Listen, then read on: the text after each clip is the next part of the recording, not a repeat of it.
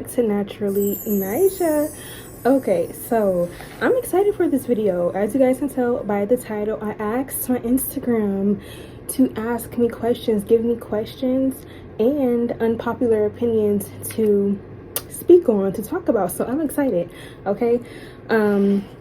Subscribe. Okay, subscribe to my channel, like the video. Okay, support your girl. What am I trying to do?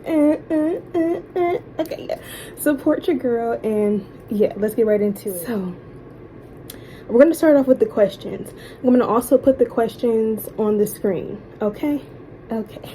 So the first question, I love this question because I get to talk about, you know, my style and like interior design. Oh, I love this question. I love all the questions, by the way. But yes, she asked, how would you describe your style, fashion, and interior design wise? Okay, so my style, right? I'm going to bring astrology into it. Yes, I am. If you're not into astrology, I'm so sorry. But anywho, I am a Taurus moon and rising. So if you know anything about astrology, if you know anything about the rising sign is how you present, okay? The rising sign is your outer appearance, okay? And it's in Taurus. So my style, I absolutely love to be comfortable. I love neutral tones, all shades of creams, of browns. I love greens. I love cream and white. I'm kind of getting into white, but cream. I love cream. I love black. I love gray. I'm really plain and simple, like when it comes to the color schemes, but I do like to pair those color schemes with like risque type of shirts, like shirts that are kind of revealing or shirts that just are extra, because I'm a girl. Like, respectfully, I love my body, you know, I love my physique, so of course I'm going to show it off. Like that's just me being honest. That's just me being honest. So yeah, I like clothes. I like fashion that is subtle but also out there. I love streetwear. I am a streetwear girly, okay? I don't do dresses. I don't do skirts. That's never been my thing, and it probably never will be. I don't know. We'll see in the future. But skirts and dresses just have never been flattering on my body type, specifically in my opinion. So I just stay away from them. You know, I'm not going to dress in clothes that are not flattering on my body, you know, that I would just feel so uneasy all day. Like, no, we're gonna just comfortable. We're gonna be comfortable over here, and we're gonna be at ease over here in our clothes. Okay, so yeah, you can catch me in some cargos and a cute little spaghetti strap tank top, okay, with the boobs out, titties out, you know, some Jordans or some slides, you know, that's my style. With a cute purse, nails done, probably, I don't know. But yeah, just very, very chill. I'm gonna put an example up on the screen of what I'm talking about.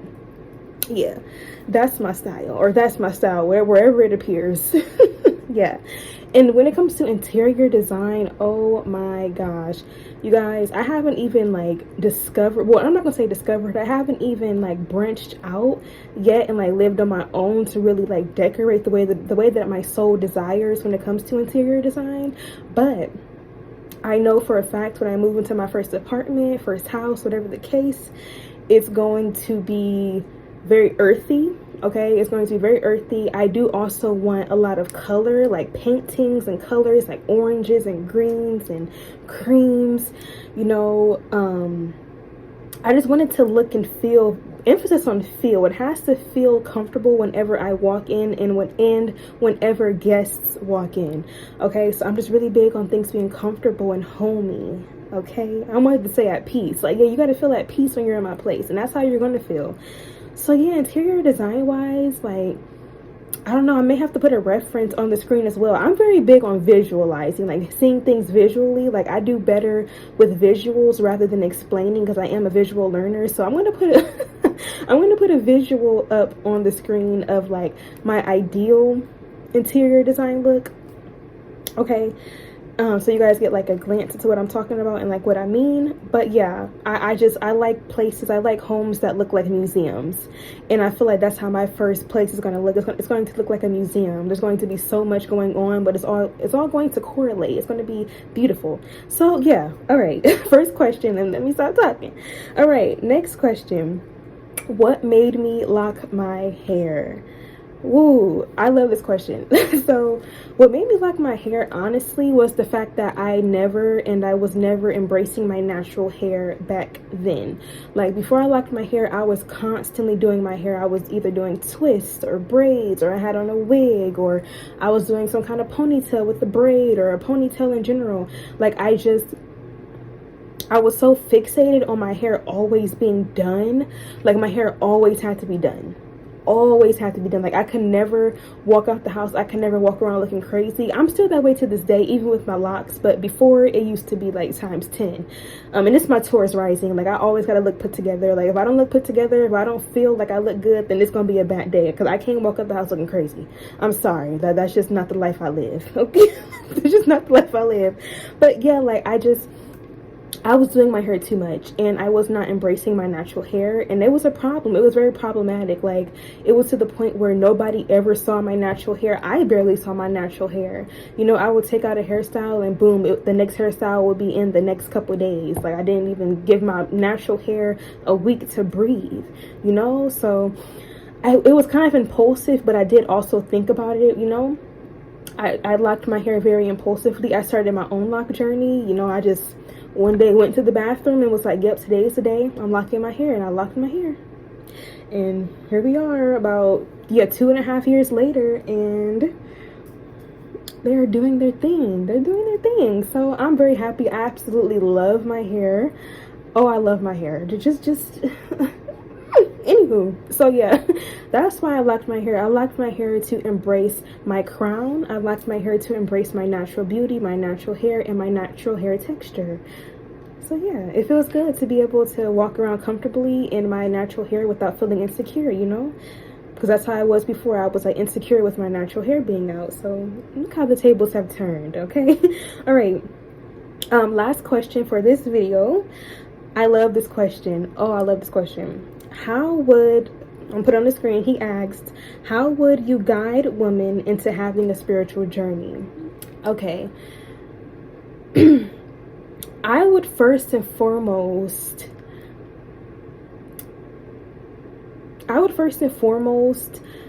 let women know and inform women that the spiritual journey, a true spiritual journey, is not what you see on social media.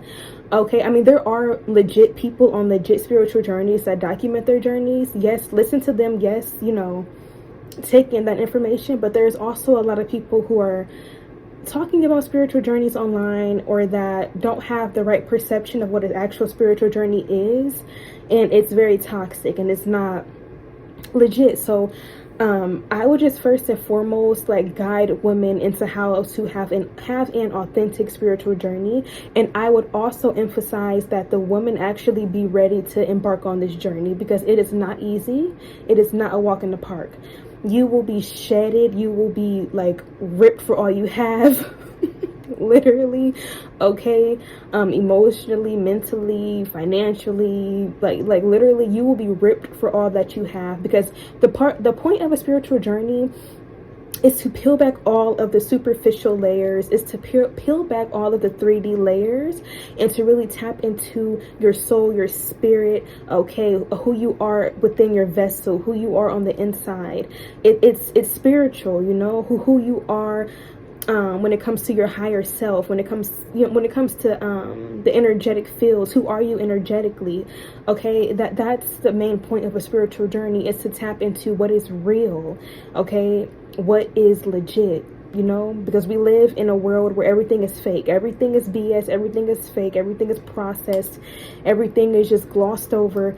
This isn't real. What we're living in currently is not real. It's not real. We're living in a simulation. I don't know what we're living in, but it's not real. And you will understand exactly what I'm talking about once you embark on a spiritual journey, and once you are literally in the journey, not the beginning. Once you are actually in it, and you are actually to understand and see what is real and what's not, because there's a lot that is unlocked. Okay, so yeah, like I would guide women just by first and foremost making sure that they are ready. Are you ready for this? Like, are you ready? Okay. You know, I would guide them by also offering a lot of support, because you are going to need a lot of support in this journey. Not everybody gets support. I did not get support, but I would be that support for my girls, for my people, you know, because I know how it is to be lost some days. I know how it is to to be stuck some days. I know how it is to want to give up on everything some days. I understand. So I will be that support, okay? I will be your guide. I will be here for you. I will be like a spirit guide in the earthly realms. I am kind of like a spirit guide, to be honest, but we're not going to get into that. But I would be your spirit guide, okay? I will be your fairy godmother here on earth, okay? And that's how I will guide the woman into having a spiritual journey. Just making sure that you are ready, okay? That you are prepared for all that is to come, because I don't sugarcoat anything. I'm going to let you know the ins and outs, the real and what's not real. So yeah, it's the real deal over here. Okay, so yeah, I feel like there's more, but I'm gonna leave it at that. Just know that if you are wanting to embark on a spiritual journey, feel free to email me, DM me on Instagram. I'm going to put my email on the screen, and my Instagram is in my bio. So feel free to comment down below, whatever the case. Just get in contact with me if you are needing guidance, help. Okay, I got you. I've been on my spiritual journey for about honestly, it's been about a good 3 years now. 2.5, 3 years, okay? So yes. Although I've always been a spiritual being, I've always been connected spiritually since a kid, I didn't actually embark on my legit journey until about, I would say, the end of 2021, 2022, okay?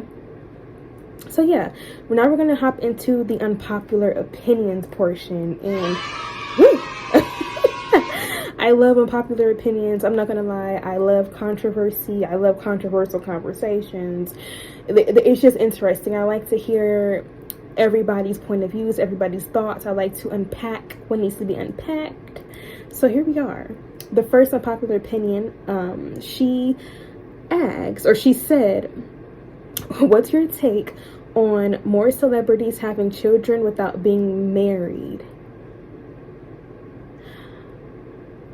When I first read this one, I immediately thought of Halle Bailey. Lord, I love her so much. How don't I know how to pronounce her name? Halle and DDG. I first thought of her because honestly, I was so disappointed. You know, I was disappointed, but then again, I was like, how can you be disappointed? You don't know these people, and they don't know you. They don't care about you. They don't know you. But I was disappointed because of just who Halle is as a person. You know, like, she's so grounded. She's such a pure, sweet soul. I just feel like she's the kind of person that you look at and you're like, oh yeah, she deserves the world. Okay, like, that's the energy Halle gives. Halle, Lord, that's the energy that she gives. And I was like, I would have loved for her to be married or at least engaged. But you know, as long as DDG Lord treats her right, and as long as he does right by the baby, hey. Anywho, my take on it though, in regards to celebrities having children without being married, I think that they should get married. I think that they should at least want marriage or want a ring before letting a man impregnate them, because the pregnancy journey, I've never had kids. I don't have kids. I've never been pregnant. So it's like, I don't know to, you know, the fullest extent. But from what I do know, the pregnancy journey, being pregnant, it's not a walk in the park. You're literally birthing a human being. You're giving life to, you're giving life to human, like, to a source, you know, like, you are birthing, you are giving life, and it's not something to take lightly. It's not something that should be taken lightly. I feel like our generation takes it so lightly. Oh yeah, I just had a baby, I'm gonna have a baby. Oh yeah, I'm gonna, like, do you not understand that you are quite literally in charge now of raising an entire human being? Like, you have to literally put your life, put your needs to the side for a while to raise a human being, to raise a child in this generation. It is not a walk in the park. It is not something to just look at as, oh, it's become so casual. Like, not even within just celebrities, everybody. Like, it's become so casual to just have children, to just bring children into this world without understanding how much you actually have to be there for that child. There's so much warfare and mental illnesses, and there's so much that comes with being a human. And in order to overcome that as a grown adult, you have to have the right foundation as a child. You have to have parents that are present and that are actually being parents and that are actually nurturing that child and actually raising them and teaching them and guiding them in this world. So I think it's so important for marriage to be involved, for both parents to be involved. Okay, I understand things happen. I understand not all marriages last, but at least you went into it the right way. That's how I feel about it. So yeah, that's my take.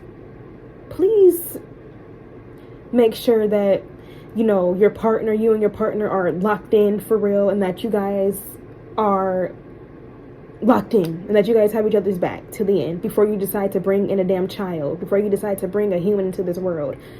Let's make sure that the foundation is correct. Okay? All right. That's my take. Okay. The next unpopular opinion that she wants me to speak on is the next generation. Flow, wade in the water. The next generation. If we continue at the rate that we are going right now, the next generation is bleep. Yeah. The next generation is absolutely done if we continue doing the things that we are doing now. Continuing to be ignorant, continuously choosing to be ignorant, choosing to be dense, choosing to be unenlightened, choosing to just be out of touch. If that continues, if that cycle continues, the next generation is absolutely done for. Yeah. Like, I feel like a lot of people are so into being toxic and are so into following the leader, following trends. And, it's our younger generation, the children, the teenagers, they're catching on to all of the BS, all of the toxicity because of the internet. I mean, we love the internet, we love social media, but of course it comes with the dark side, it comes with its cons. And with that, a lot of children, a lot of teenagers are exposed to things that they should not be seeing when it comes to toxicity, when it comes to ignorance, all of the sort. So until there is a universal change, the next gen is effed. Down to these kids, these teenagers dressing as if they're 30, 25 plus. These 19 and 18-year-olds be looking like they 25. 30, if you will. Slow down. Slow down. You have so much more life to live, God willing, universe willing, whatever the case. You have so much more life to live. There is no rush, babes or sir. Okay? Please. I know for a fact when I have kids, my kids are going to look, their appearance, how they act, their demeanor, their mannerisms, once again, their appearance is going to match with their age. My child is not going to be walking around at 18 looking like they're 25. Absolutely not. Absolutely not. I feel like I can go on and on with this one, but I'm gonna leave it there. Okay. So the last unpopular opinion that she wants me to speak on is, she said, college is not for the degree, but to learn how to be around people and be on your own. Ooh. So, okay. So with this being an unpopular opinion, I do agree with it. I do. Of course, college is for the degree. Like, realistically, it is for the degree. People go to college to further their education or higher their education.